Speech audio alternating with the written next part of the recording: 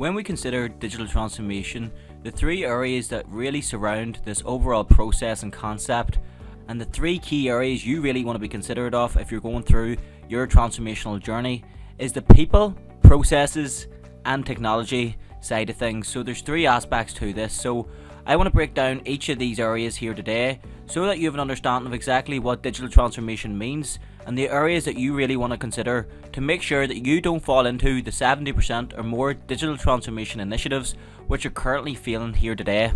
And we at Profile Tree truly believe that if you are able to master each of these areas in terms of your people aspect, how you can deal with your processes being changed, and then of course that thing that is really driving your overall digital transformation, which is technology, if you can master all three of these areas, then you are in with the best chance to being successful and ensuring that you're improving the efficiency of your business through either making your operations more efficient or delivering more value to your customers. Whatever it may be, you will achieve this if you can really focus on these areas and understand them. So these are the key areas I want to address throughout this video, and by the end of this you can become a master within digital transformation in your own business environment. And before we do take a quick look at this, I want to remind you that Profile Tree are a web design, digital marketing, SEO and video agency, and we're also offering support and guidance in around digital transformation here today. If you do need any help or any support, any guidance in any of these areas, make sure and contact myself or Profile Tree, where both our emails can be found on screen now, and I will look forward to hearing from you. So now let's break down these three concepts and explain why they're so important when it comes to digital transformation.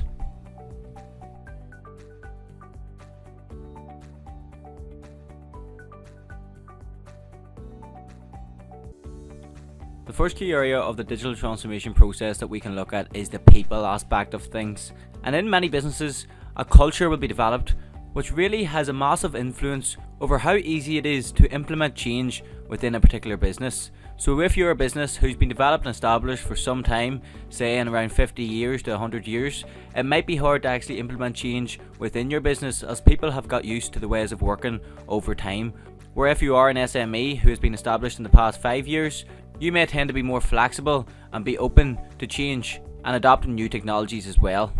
And in modern businesses, people will actually resist change due to the fear of the unknown basically, and the same principles applies with any type of business or any type of industry in which you operate within. With the changing business environment we find ourselves in, business leaders are encouraged to become as flexible as possible in order to actually change their business and continue to compete at the highest level and meet the demands of their customers. And forms of resistance can come from any direction within the business itself, but it is normally dependable on what type of change initiative you aim to carry out. So this is why it's fundamentally important to really know your people, your stakeholders, who's going to be impacted by your future change and decision making, so that you can really categorize in terms of your customers, maybe your employees, your funders, the management or leadership within your business. Who are these key individuals that you need to understand how to communicate to in order to make sure that they're getting on board with your new plans and your new transformation that's going into place. And really understanding these individuals in terms of how you can communicate with them will allow you to ensure that they do not have the potential to push against or oppose your future plans, as there are many different reasons that they might do this. Maybe through the fear of potential job loss, with new restructuring, new technology coming into the business, it might mean that employees have a sense of fear that they will lose their job. So it's important that you ensure that you understand before you do implement any technology, that you understand the individuals that this is going to impact the most, and that you communicate with them before any changes are made so that they're on board with your plans.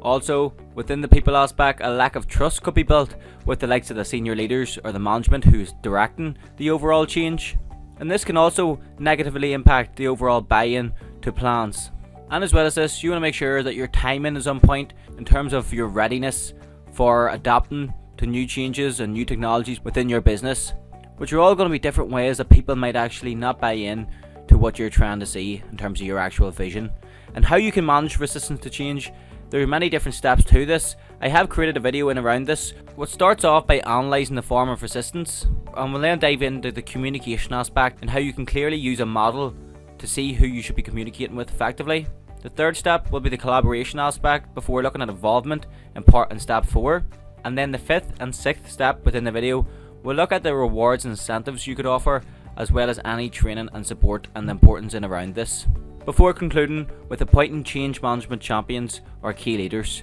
So there are many different ways to go about managing resistance to change. So it's important that you really understand your people, who are your key stakeholders, and how you can really involve them with the overall plans, get them on board with your overall vision, and make sure that you're taking them along the whole process with you. So the second concept in around digital transformation is the processes side of things. And in the context of digital transformation, a change in processes refers to the re-evaluation or the redesign of existing business processes, where you will actually want to aim to leverage or take advantage of new digital technologies and tools for improved efficiency, productivity and customer experience. So you want to be thinking here, how can you implement your new digital transformation technology to improve your current ways of working? And I suppose when you actually begin your digital transformation journey, the first thing that you will probably do is actually identify your business needs. And you may do this by conducting an internal analysis, where you will look to assess the current processes and identify areas that could be optimized, automated, or even streamlined using the new and improved digital solutions that you're trying to implement within your own business. And for an example, let's say that you're trying to implement a new project management software system. Some of the things that you may want to try and achieve through this is maybe by focusing on the automation capabilities, where this type of digital transformation will seek to automate repetitive tasks and time-consuming tasks using a project management software system. And this will allow you to free up a lot of time for your employees on more general tasks within the business, allowing for more value to be added to different types of activities and maybe more important aspects within your own business environment. In addition to this, all project management softwares will come with integration capabilities as well, which involves integrating different types of systems and applications into your organization, which will allow you to ensure seamless data flow and communication across different departments.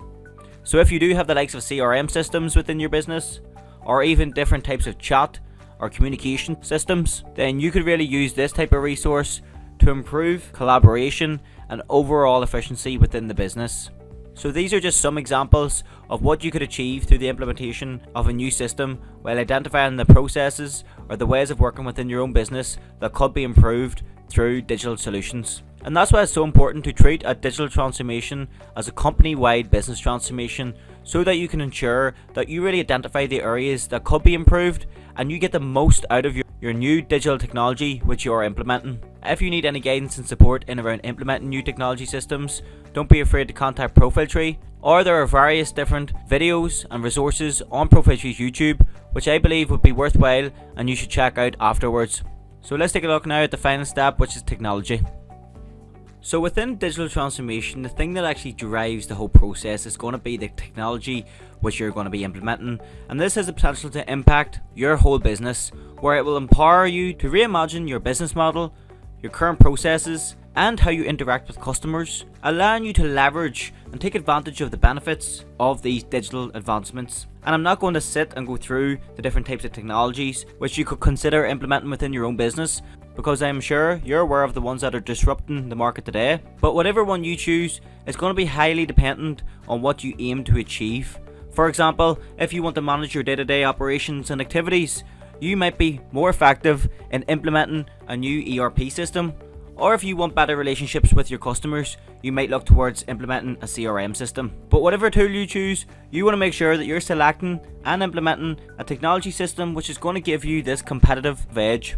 So on that note, I would encourage you to really identify your needs, look at your business in terms of seeing what problems you might need to solve, and then look at technology and see what technology software systems can really be embedded within your business to solve these problems. And I would also encourage you to check out our videos on selecting and implementing new technology systems within your own business environment, which you can find on Profile Tree's YouTube, along with a range of resources that I feel will be very beneficial to guiding you through a digital transformation journey.